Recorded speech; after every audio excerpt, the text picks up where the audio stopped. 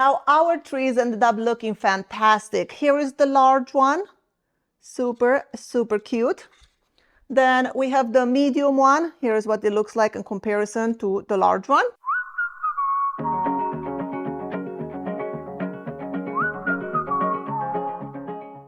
Hey you guys, I'm so excited. Today I'm going to show you how I made these Christmas trees. I made 3 of them, 3 different sizes. This is the large one, this is the medium one, and then we have an itsy bitsy tiny one. So I'm going to show you step by step how to make them. They are super, super easy to make, and also I'll have templates available. The really cool thing about these trees is that, well, they look really nice, but they interlock like this. So then when you ship them, it's easy to ship because they go flat. And also people will use them for decor. And at the end of the season, if they want to store it away, it's really easy to store. It doesn't take much space. So I really, really like this design.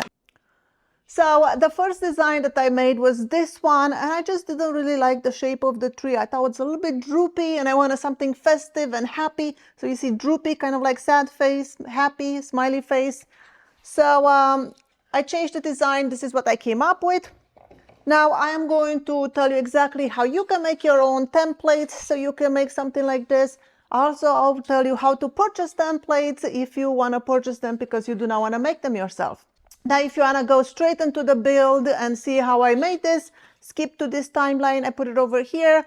But if you want to see how to make the templates or where to purchase these templates, then keep on watching and I will explain to you right now.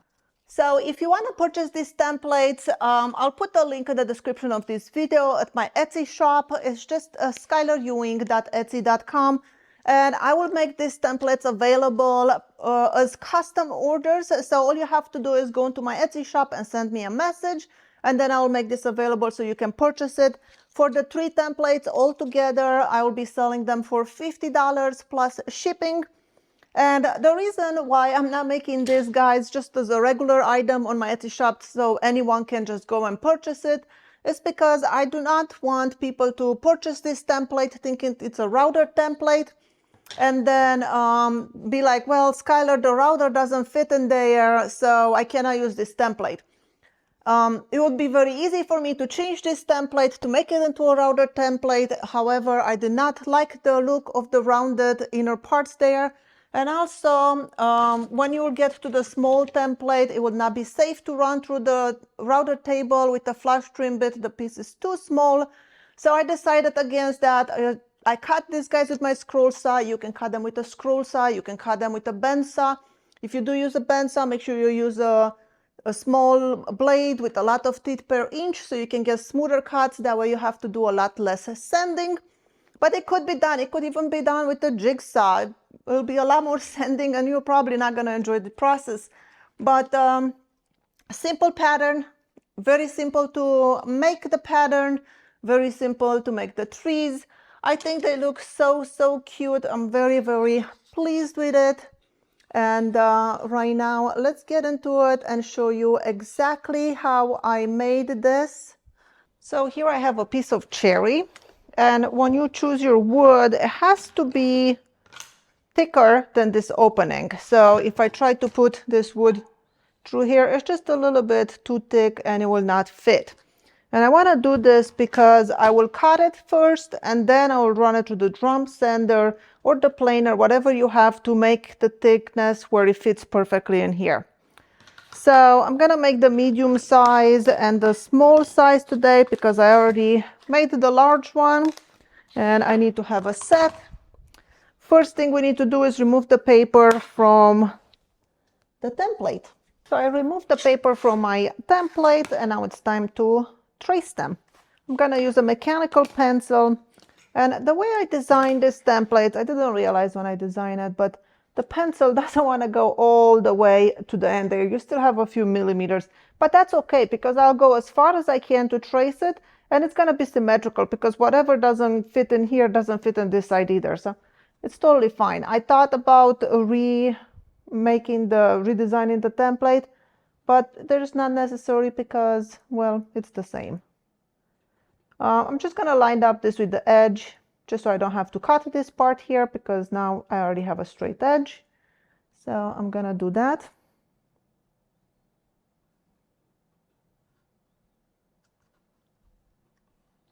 Like that. And let's see. I'll start with the cutout. So I got them all traced, and now I'm gonna go to the scroll saw. I'll use a number 12 geometry modified Pegas blade, and I'm going to cut out my little trees.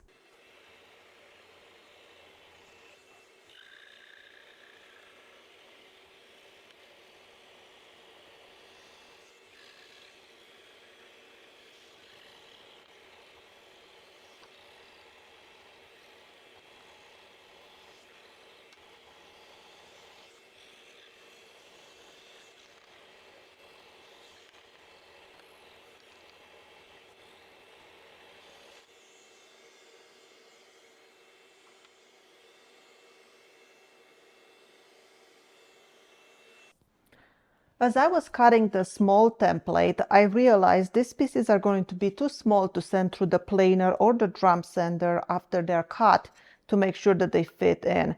So what I did, I took this to my drum sander and ran it and removed material from the back side. That way I keep my pattern on this side. And I removed material until this wood actually fits nicely here. I could have maybe make it a little bit tighter because this will still need some final sanding when it's done. But right now, once I cut it, I should be able to fit it nicely without having to do too much work. So I guess that's another option, plane your material to fit exactly into the groove. The groove, if you're wondering, it's 0.74 inches. And I made it this way because that way you can start with 3/4 inch material and you remove just a little bit by sanding, and that way should make it fit. So here is our little trees, and right now they do not fit together because I still need to sand them to thickness. These big guys, I can just send them through the drum sander and send them. You can use an orbital sander too if that's all you have. These guys, even though we milled the lumber to fit perfectly into this thing, when I cut them, use them a scroll saw, maybe it was a little bit inside the line because now they don't quite fit so well. So I can still send these guys through the drum sander. You can send them with an orbital sander. What I will do is just use a little bit of double sticky tape and glue them to a larger board with a double-sided tape and just send them through the drum sander like that, and they will be just fine. So I'm gonna go send these guys one at a time. So I'll be sending this one and keep checking it until it fits into this guy. And then I'll send this guy until it fits into this guy. Because even though I cut them from the template that has the same size opening, they might be a little bit different since we cut them with a screw saw.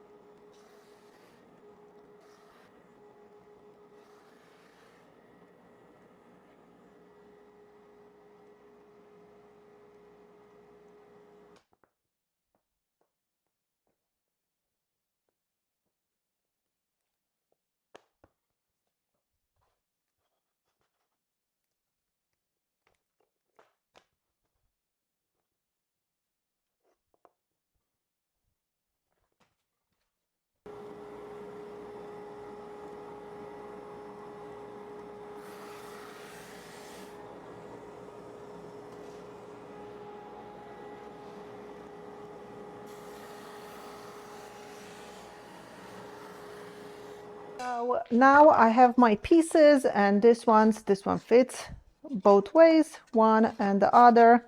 And so does this one. You saw me, I used double-sided tape, put it through my drum sander. This one, it's a little bit tighter, but after I'll do the final sanding with my orbital sander, they should fit nicely. So this is what we have so far. Now it's time to shape our tree because I just don't like it how blocky it is on the sides. So what I'll do, I'll be sanding this branches down towards the middle, and I'll do it this way, and then on this way I'll do it this way. And that's just gonna give it a little bit more 3D. It's gonna make it look a lot nicer than this just blocky tree.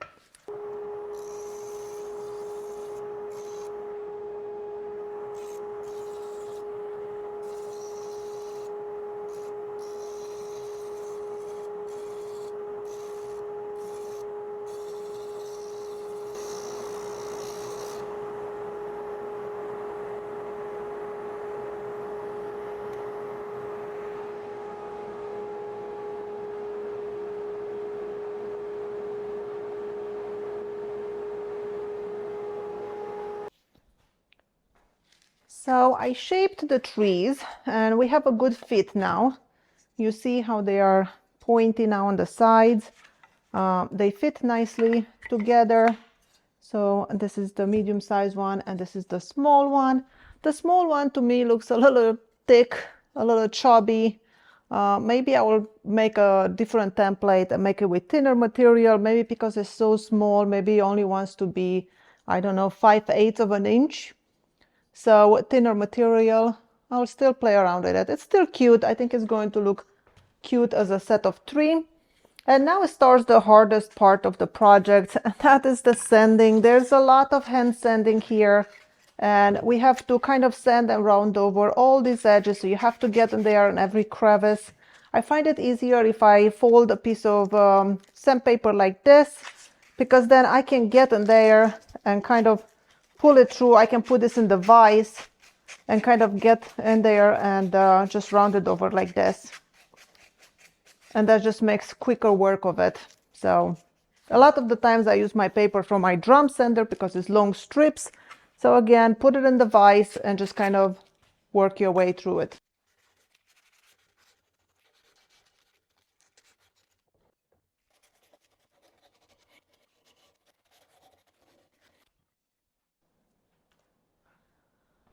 So I give everything a good sanding. I just wiped it with mineral spirits, and this is what it's looking like. I think I ended up a really cute. And all it needs now is a coat of finish. I think I'm just gonna do some poly. So let's see. There you go. That's our trees. Super cute. Not hard to make. The hardest part is the hand sanding on the end. There's a lot of hand sanding. I only went to 180 so far. I still have to go to 220. But I just wanted to show you what it looks like right now before I put the finish on it. Now our trees ended up looking fantastic. Here is the large one. Super cute. Then we have the medium one. Here's what it looks like in comparison to the large one. The large one is 11 inches by 9.5 inches. This medium one, it's 8 inches by 8 inches. And then the itsy bitsy one is 5 inches by 4 inches. And I'm very happy with the way this turned out. I hope this was useful to you and you learned something new. Thank you so much for watching. My name is Skylar Ewing and I'll see you in my next video.